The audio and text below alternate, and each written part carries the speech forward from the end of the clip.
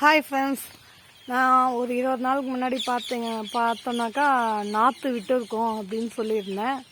இப்போ பார்த்திங்கன்னா 20 நாள் ஆனோடனே நாற்றை எடுத்து வேறு ஒரு இடத்துல நடுவோன்னு சொல்லியிருந்தோம் இல்லையா.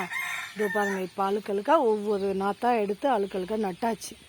நட்டு பார்த்திங்கனாக்கா கிட்டத்தட்ட 30 பேருக்கு மேலே வந்து நட்டு நாற்று இன்றைக்கி தான் நட்டு முடித்தோம். முடித்த உடனே பார்த்திங்கன்னா மழை வந்து இது பாருங்கள், தண்ணி எப்படி போகுது பாருங்கள். இப்படி போனால் என்ன ஆகும்னாக்கா ரொம்ப கஷ்டம்தான். விவசாயிங்களோட நிலமை இப்படி தான் போயிட்டுருக்கு.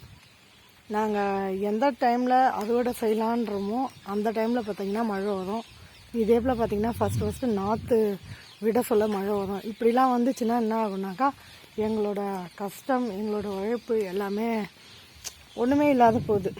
6 மாதம் நாங்கள் கஷ்டப்பட்டால் தான் வந்து நாங்கள் இதுக்கான பலனை அடைய முடியும்.